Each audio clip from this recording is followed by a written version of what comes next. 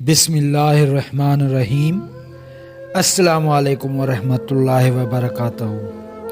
دل سے ویلکم کرتا ہوں میں آپ کو اپنے یوٹیوب چینل رزاق ٹیک میں۔ دوستو، آج کی تحریر ہے کہ اللہ پاک نے ہمیں کس مقصد کے لیے دنیا میں بھیجا ہے۔ دنیا کی پہلی موبائل کا بنیادی کام صرف کال کروانا تھا، اور موبائل کی اس پہلی نسل کو 1G یعنی فرسٹ جنریشن کا نام دیا گیا تھا، اور اس موبائل میں کال کرنے اور سننے کے سوائے کوئی دوسرا آپشن نہیں ہوتا تھا۔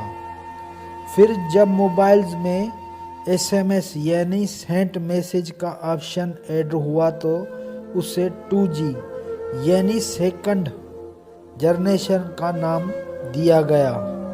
پھر جس دور میں موبائل کے ذریعے تصاویر بھیجنے کی صلاحیت بھی حاصل کر لی گئی تو اسے ایج کے موبائل کو 4G یعنی فورتھ جنریشن کا نام دیا گیا، اور ابھی جب موبائلز کی دنیا 5G کی طرف بڑھ رہی ہے تو اس وقت تک دنیا کی ہر چیز کو موبائل میں شفٹ کر دیا گیا ہے۔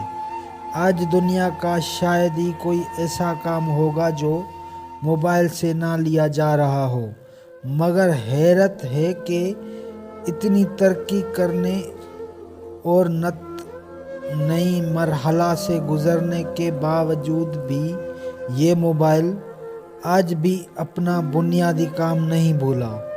آپ کوئی گیم کھیل رہے ہو یا فلم دیکھ رہے ہو، انٹرنیٹ سرچنگ کر رہے ہو یا ویڈیو بنا رہے ہو، الفرض موبائل پر ایک وقت میں مثلاً 10 کام کر رہے ہو، لیکن جیسے ہی کوئی کال آئے گی موبائل فوراً سے پہلے سب کچھ چھوڑ کر آپ کو بتاتا ہے کہ کال آ رہی ہے، یہ سن لیں، اور وہ اپنے اصل اور بنیادی کام کی خاطر باقی سارے کام ایک دم روک لیتا ہے۔